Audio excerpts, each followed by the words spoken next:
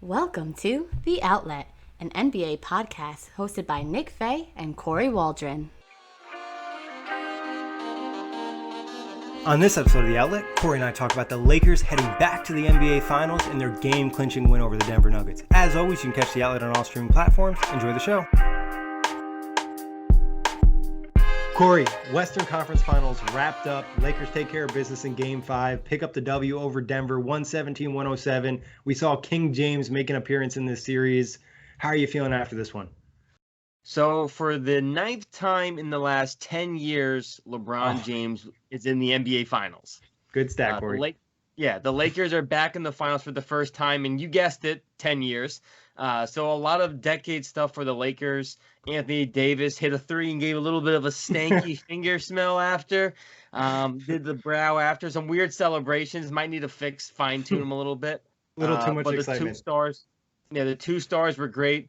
We mentioned on the last recap, we were looking for LeBron James to be more aggressive and to really show that, maybe he wasn't bothered by a nagging injury or if he still could go that extra gear. And he was straight, put my head down, attack the basket LeBron James tonight when he is at his best, facilitating, rebounding. He was in control. Look at the Nuggets were going to make a run late, and LeBron James silenced it. This was one of the best LeBron performances we've seen in a handful of games. Yeah, and this Laker postseason, this is probably the one that stuck out the most. Maybe there's other games that were a little bit bigger in terms of production, but in terms of setting the tone from the start and being like, hey, we're not going to lose this game. 38 points, 15 to 25 from the field, 7 of 8 from the free throw line, 16 rebounds. That's a lot of boards. 10 assists, 3 of those were offensive as well for the rebound section. And like you said, it was a lot of aggressive early drives. You know what I mean? It was like, I'm going to back you down with post-ups. I'm going to hit you in the paint, whatever it might be, get to the free throw line. And I feel like that benefited him late in the game because we saw him hit some of those mid-range jumpers that he's been missing throughout the series. So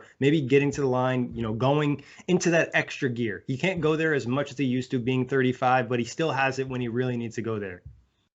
And then on the other side of it, he was really good defensively. Yeah. We can say that a couple of the defensive plays he had in the last game were fouls. Yep. He was really aggressive again on defense, and there wasn't a lot of fouling on his part. I mean, he had one where he probably should have got called for an offensive charge on Jamal Murray. Ended up being an and one that was a little bit iffy.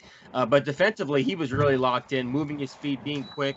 So that was definitely something that stood out by LeBron James. It wasn't just the offense, how aggressive he was. It was also the fact that defensively he was making plays and making stops. I think he picked up Jamal Murray, I want to say, in the second quarter.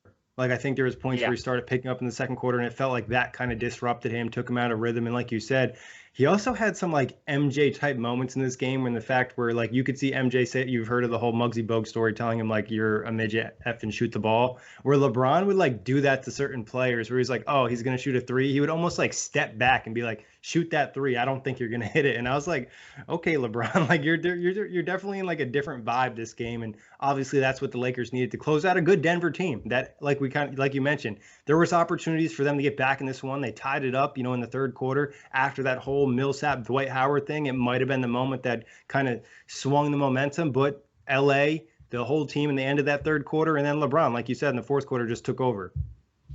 Yeah, I mean, there was two big parts of this game that the Nuggets lost, and that was Jokic in foul trouble early, really put a damper on them. And then, as you mentioned, do you think that Mike Malone should have played him more, Kory? Even though he got those 3 fouls early, do you feel like he should have played him more?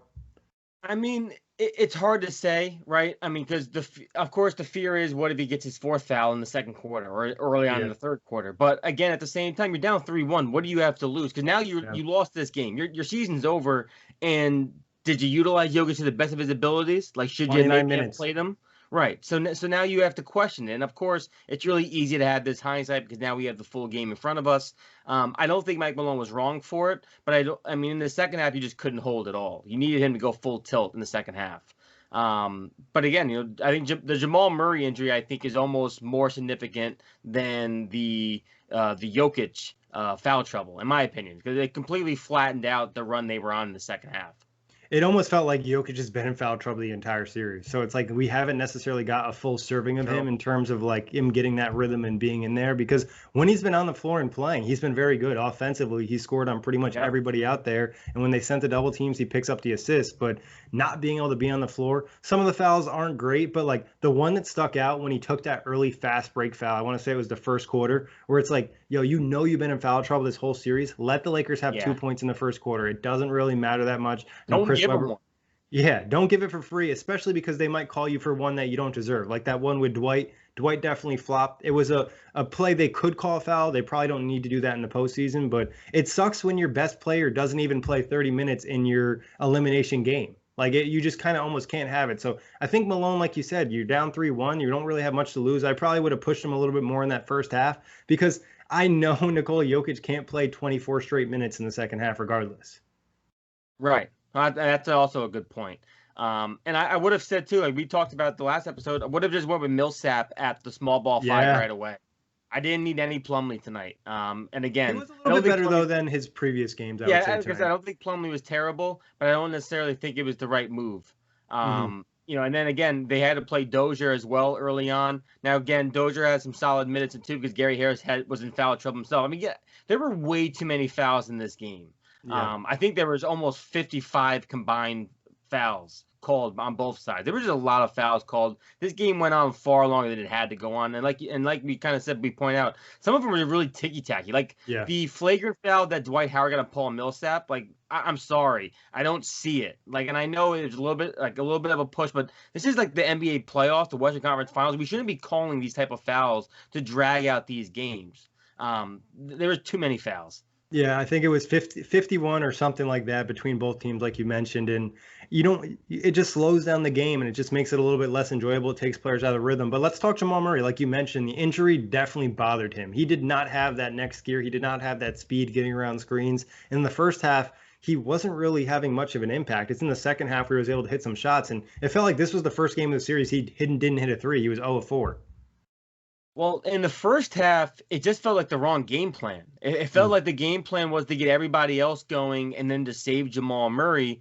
But Jamal Murray's not that kind of player. You know, we've kind of seen him over the course of these playoffs. You want him to get the touches so he can get into rhythm. It felt like he never got into a rhythm. And then, of course, when he was starting to get into a rhythm, hit a floater, was starting to get some stuff mid-range going, had a really nice no-look pass to Jokic. Then the injury happens, and we lose the steam. And like you said, and then in the fourth quarter, there, an off-balance jump shot he took, off the front of the rim. He just never looked good. And then, of course, luckily they had to. I mean, actually, it's to a detriment. They had to play Monte Morris because they needed someone to bring the ball up and to play make a little bit because you couldn't rely on Jamal Murray to run around as much. So it even hurt them offensively and defensively in that end.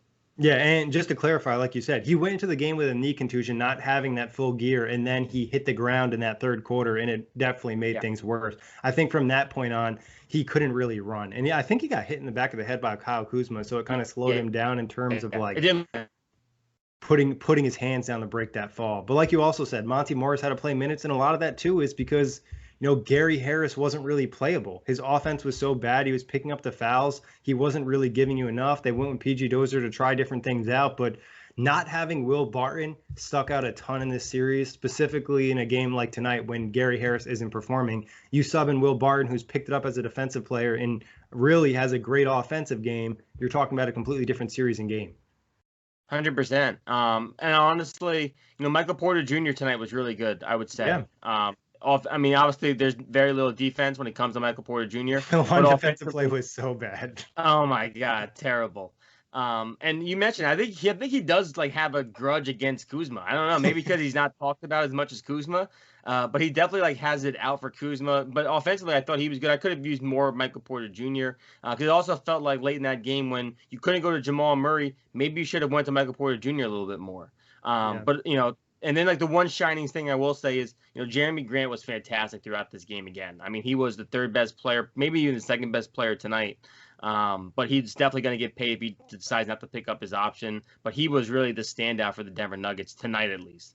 Yeah, I think the way he's played in this postseason, if I was him, I'd probably opt out. There's not a ton of free agent money out there, but at the very minimum, he could probably get a large, 2-year deal or something like that from a bad team, unless he wants to stay with a contending. But yeah, Jeremy Grant has impressed me a lot this series and in this game because he missed a couple threes early. So when the third quarter started, he was a little bit more aggressive in terms of attacking the rim, getting to the free throw line, and his defensive play is just something that you love. And this is a guy that literally could fit on any team in the NBA given his complementary skill set. Yeah, I mean, that run they went on after the Paul Millsap stuff, Jeremy Grant was the one who was making the run happen. He had a Yeah. defensive block on Davis. He had a three in the face of LeBron James. He was extremely dominant in that third quarter run.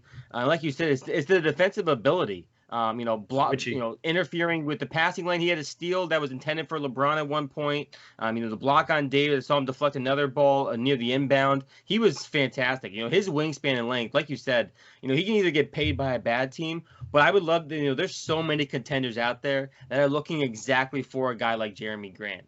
So I'm interested to see what happens with him going forward because, like you said, he really caught, I think, almost everybody's attention this series. I wouldn't be surprised if either he opted in and then he looks at 2021 to get that big payout because there's going to be a lot of cap space that year, or he maybe, opts out and signs a big deal with Denver because I think Denver definitely really wants to keep him. They understand how valuable he is next to Jokic. And if Michael Porter Jr. takes that step, now you have two really nice forwards. And I think Michael Porter Jr. has potential defensively. He just needs to get a lot stronger and he needs to have a better understanding of NBA defenses. And like you said, in this game, do or die when you need some more offense. I know it's tough to kind of ask a rookie or a young guy, but I'd put him out there and see what you can do. You want to play him probably more than 17 minutes if you're playing Mason Plumlee 18, Monty Morris 28, and your best player Nikola Jokic can't stay on the floor because of foul trouble. You need some type of scoring burst. But also, I think a lot of it too is letting the Lakers get in transition. The Lakers don't score 117 points easily. You almost have to kind of put them in position to do that. Yeah, LeBron had the big game, but it felt like so many easy cuts for the Lakers in this game, and then just a lot of transition buckets that just didn't need to happen. Yeah, no, 100%. I mean, the shooting for the Lakers wasn't much better tonight. Kuzma had some iffy looking shots. Danny Green, a lot of Danny Green early. Obviously, he hits the big three in the fourth quarter to put them up 6. KCP, quiet game. But, yeah, the Lakers weren't shooting overly well tonight. Just more layups. Yeah, a lot of layups. That was really the difference. That was and I got to say cutters. I mean, Kuzma, for as much shit you can give him for shooting-wise, he's a fantastic cutter. I mean, he knows exactly when to dive at the rim. Caruso, too. That's the reason Caruso stays on the floor is because of his cutting. KCP, Danny Green understand off-ball movement. And when you play with a guy like LeBron James and Rajon Rondo and Anthony Davis, who's improving as a passer, there's a lot of different opportunities to get those touches. And AD, I didn't think was super dominant or anything, but I didn't think it was a bad game from him either. It wasn't oh, I'm a superstar type of thing, I'm taking over, but it wasn't, anything where you're all right, he needs to be better. I thought he was good enough for them to win this game. No, I 100% agree. Weird that Anthony Davis once again went an entire half without a rebound, though. Don't have to make anything of it because, like you said last night, if the team's rebounding well, it's whatever. It's just strange to me how we keep seeing it. I think what I thought about a little bit more in this game, and especially after seeing all the tweets, I think one reason he's not getting as many rebounds is that he's shooting out on so many fast breaks. If you recall, there's opportunities where LeBron's hitting for those deep outlet passes or Rondo's hitting him and he's getting good position early on. So maybe it's part of the Lakers strategy. Hey, if AD's at the top of the key defending Millsap out of the paint, let him run and go because we have Dwight and LeBron down low. And if LeBron's grabbing 16 boards, you don't necessarily need AD to step up in that area too. So maybe it's kind of just trying to take advantage of his speed. That's the only thing I could come up with that made sense, given that Anthony Davis isn't notoriously a bad rebounder or anything like that. We're talking about a guy that's had 20, 30 rebound games in the past. He was averaging 10 per game in the playoffs prior to the last 3 games. Yeah, so I don't think it's much to it. Maybe it's just kind of how the ball is bounced and some weird stuff like that. But any other thoughts on this game, Kory? Other than, I guess, let's touch on the 3-point shooting. I think that's something we touched on every single game. 9 of 24 from the Lakers, 37%, but Denver, 8 of 30, 26%. And this is an area we talked about where they essentially have needed to win if they're going to win this series, and they haven't done that. Yeah, and they're not going to get the chance to do it now. Yeah. That's it. So, I mean, obviously from the Lakers, they didn't shoot a lot of threes because they didn't need to. Like you said, they were getting out running. LeBron was getting to the hoop a lot, half court set. He was just looking to beat whoever was in front of him to get to the rim. And then, Nuggets wise, Jamal Murray not being as aggressive, only taking 4 threes, but missing all 4. Jokic not being in the game much because of foul trouble. Gary Harris, it's just, again, we said it last episode, I know it doesn't matter. It's the what if. I don't think it's even comparable to Avery Bradley, but Will Barton not being there is when you look at nights like this and you think man, if they had that guy's offense, that could have been a game changer. But it was, the 3-point shooting was bad, and Paul Millsap you couldn't rely on. Jeremy Grant was the best 3-point shooter tonight, right? For the Nuggets. Yeah, I mean, until he's 2 of 8. Michael Porter Jr. 2 of 4, so a little bit better there. And you had PJ Dozier 1 of 1, but nothing where anyone really popped off. And it's funny is Gary Harris was so huge in that Clippers series, and that was, I think, a big reason why they came back or had an opportunity to come back. And the same thing in the Utah series, getting him there gave him that defensive boost. But in this series, they definitely would have preferred to have Will Barton over Gary Harris because his impact wasn't felt because there wasn't necessarily a guard that needed to be locked up. It was all kind of forwards, and they really needed that offensive punch because they're playing 2 guys that gave them no offense the entire series in Paul Millsap and Gary Harris. And if you sub one of those guys with more of a complementary offensive player, it's going to have a big impact on, the outcome. And maybe this goes 6, maybe it goes 7. But any final thoughts? Obviously, we're waiting on the Eastern Conference Finals. Then we'll drop our finals preview. Yeah. No major final thoughts. Happy, I guess, which is weird to say, but I'm happy to see LeBron James in the NBA Finals again. I don't care that his record is 3-6. Seeing him in the NBA Finals for the 10th time in his career, 10 times, that's to me, more than half of his time in the NBA he's spent in the NBA Finals. That's ridiculous. Yeah. Exciting to see how this storyline continues for the Lakers. Obviously, the season, Davis getting him in now in the NBA Finals, seeing Rondo back in the NBA Finals, cheerleader J.R. Smith, Dwight Howard back in the finals. Dwight Howard back in the finals for the first time in 11 years for him. 2009 was the last time he was in. It's a fun time to be a Lakers fan, I'm sure, especially with how bad the Lakers were for 5 years, right? Like those Robert Sacre, Jordan Hill, Steve Blake, Jeremy Lin Lakers, where Kobe was on the back end of his career, and now they're back into playing meaningful basketball. I think that's pretty cool. Yeah, I mean, they were seriously at a point where they were just like as bad as the Knicks are, and they're able to come out of it and get LeBron James and end back up in the finals. It's huge for the franchise getting back to those winning ways. And obviously LeBron, it kind of just adds to his legacy a little bit more. And maybe it's start of a big legacy for Anthony Davis in terms of the postseason. It's only been a couple playoff appearances, nothing too crazy. He's had some big games, but not like he's had the opportunity to be in the finals. And I think this is a chance for him to be like, all right, I really am going to be one of these all-time great players, maybe a chance to be an all-time great big. But are you feeling that it doesn't matter who the Lakers face, they're going to win the finals, they're going to win the championship? No, I'm not going to say that for sure. I think they have the best chance no matter who they face. I actually think they rather play Miami for the fact of if they have an off shooting night, we know what Miami struggles with, because they don't have a dominant ISO scorer. So I think you rather play Miami despite the defensive tenacity of that team. Because again, we know what the Celtics have. They have a lot of offensive weapons. And if the Lakers have to get into a shootout with that Celtics young big three, I think that's a little bit problematic, but I like the Lakers in either series. Yeah, I feel confident with the Lakers probably winning either series. I think what would sway the opinion would be if Boston did come back against Miami, because that means things are really clicking. But I think you look at it this way where, like you mentioned, style-wise, you feel more comfortable with the Heat because they're just a lesser team. Like, they're less talented than the Boston Celtics. They're way less talented than the Lakers. But the positive against the Lakers going against Boston is they don't necessarily have the bigs to match up with an Anthony Davis or a Dwight Howard or anything, or even a LeBron James. Like, as good as Jason Tatum and Jaylen Brown are, we've seen LeBron take care of them before. Obviously, they're better players at this point in their career, but I think it still does matter. But always a pleasure, Kory. Happy to wrap up Western Conference Finals, and we'll be doing the NBA Finals and the Eastern Conference Finals tomorrow. As always, you can find us on all streaming platforms. Peace out, Knuckleheads.